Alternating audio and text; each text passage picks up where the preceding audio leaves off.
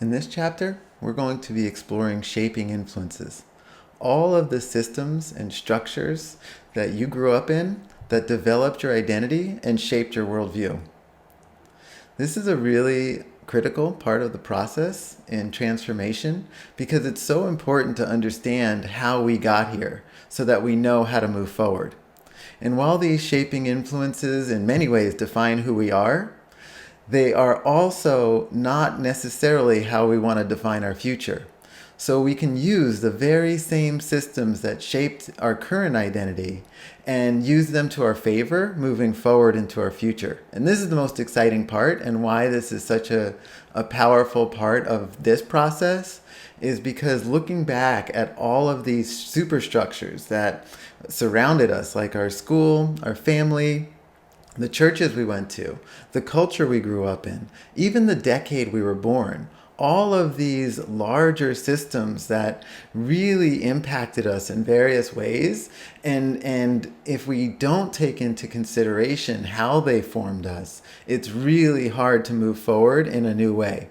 And so hopefully through the exercises in this chapter, you're going to get a better sense of your own history, gain a deeper sense of self-awareness and self-compassion, and start to even have some skill and strategy as to how you would like to move forward. How would you like to shape your identity of the future? And that's all going to be determined by the type of shaping influences you choose going forward, such as what books you read, what movies you watch, the types of people you hang out with, the shows you watch, the podcasts you listen to. All of these will start to shape your identity going forward as well. And so you have a lot of leverage there. And that's the exciting part about this. So as you look back in your personal history, it's important to take the disposition of the curious observer and really remove yourself from any judgment, shame, or blame. It's just looking at how these larger systems shaped who we were, both physically and emotionally. Our postures, our disposition, the tone of our voice, all of these come from larger systems than we're aware of often, or that we don't usually think about. So this is why we wanted to bring this forward, and we created this tool of self-reflection, this handout, in order for you to kind of tease apart these larger systems. And you can see the individual in these ever-expanding zones of influence, these shaping influences, that if you kind of get a better understanding of, you will gain a lot of leverage in how you create your future. So the following slide is going to be a number of different questions for you to explore this with. And it's important here to give yourself lots of time, lots of space. Although there are only 3 questions, each of them require your full attention and looking at them as thoroughly as you can. So how have you been shaped by the following? Family, culture, religions, traumas, and accomplishments. I really want to highlight these last 2 because they can be the most emotionally charged. I guess all of them would be, but especially with traumas, take a real removed view and not only looking at the traumas as the negatives or the pain that they caused, but also what developed as a skill or a new awareness, some way that you were shaped in the worldview that you've taken on has been shaped by these traumatic events.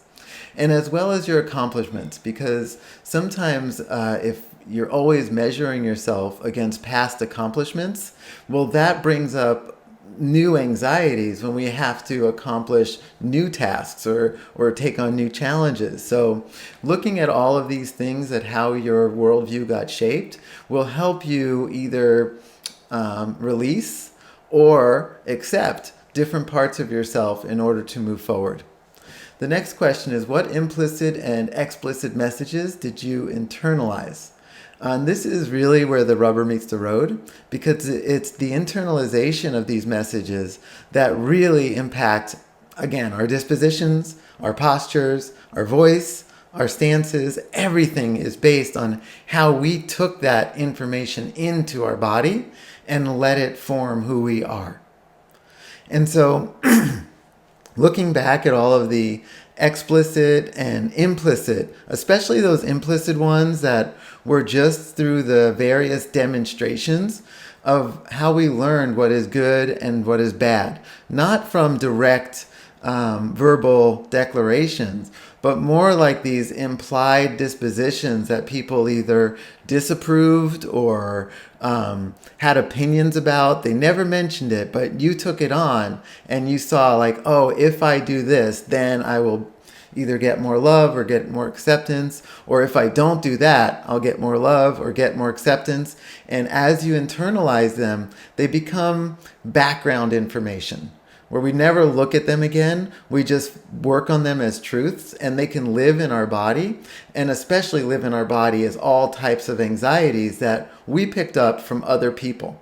They're no longer even ours, that we just internalize these ideas. And same with the explicit ones. You know, when we were directly told this is good and this is bad.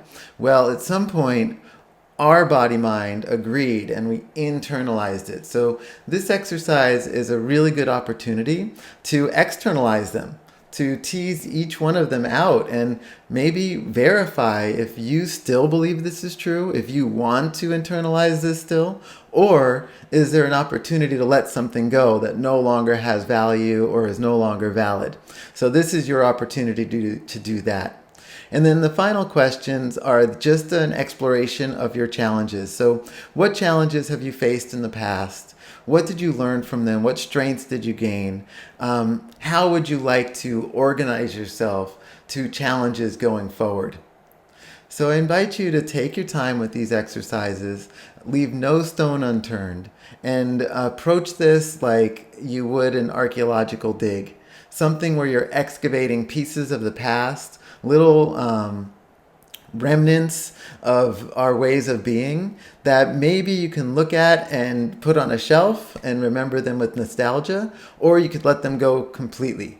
So this is your opportunity for the first steps in transformation, is seeing how you got to where you're at, and how you'd like to shape your future is going to be what type of shaping influences do you want to invite into your life currently to form that new future. I really hope you enjoy this process of self-discovery.